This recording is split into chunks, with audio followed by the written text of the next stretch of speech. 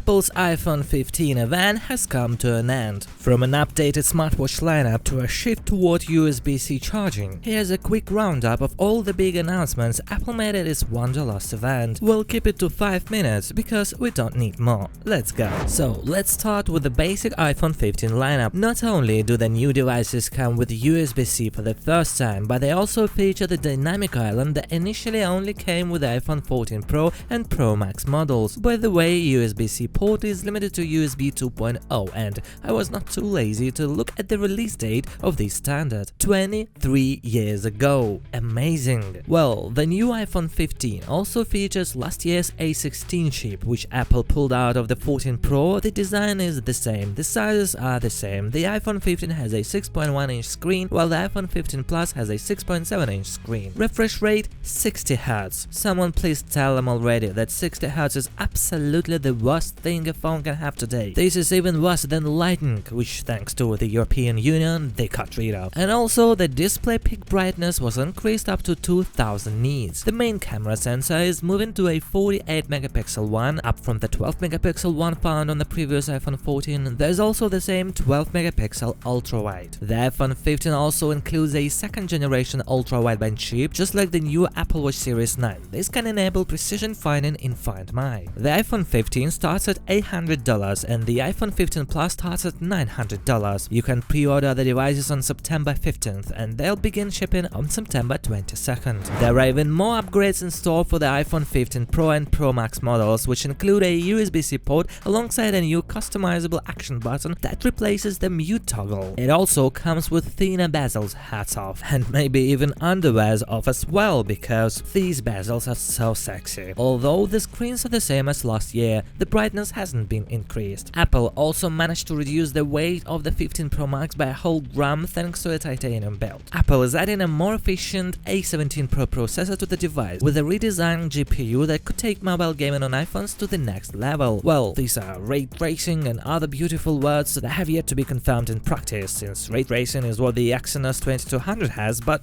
what's the point? We need games that support all these fancy technologies, and while there are no such games, it's all in vain. Apple of course assures that everything will happen and there will be games, but Apple likes to talk a lot about high-end gaming and the results don't always keep up. Wait and see. But then, a true revolution, Apple is adding faster USB-C charging when compared to the base iPhone 15. They were kind enough to add the 3.0 standard like my Galaxy Note 3 has in 2013. In addition to a 48 megapixels main camera, the iPhone 15 Pro Max comes with a 5x telephoto camera. But wait, is this really a periscope? Or does it seem to me that someone wants to, well, stiff us again? Okay, let's see how it will be in action. For me, I admit, this is the main intrigue in the new iPhone. The 6.1-inch iPhone 15 Pro starts at $1,000, while the 6.7-inch iPhone 15 Pro Max starts at a more expensive $1,200. The new phones will be available to pre-order starting on September 15th and will start shipping on September 22nd. Apple has revealed the new Watch Series 9, which comes with an ultra-wideband chip and an upgraded S9 processor, allowing for all-day battery life. The watch also features a double-tap gesture that involves tapping your index finger and thumb together twice to do things like answer calls or snooze an alarm. This is something that was already in the Apple Watch Series 6. The Watch Series 9 will also come in a new pink color option along with stainless steel case options. Additionally, Apple is moving away from leather watch bands and phone cases to reduce its carbon footprint. The Watch Series 9 starts at $400 with GPS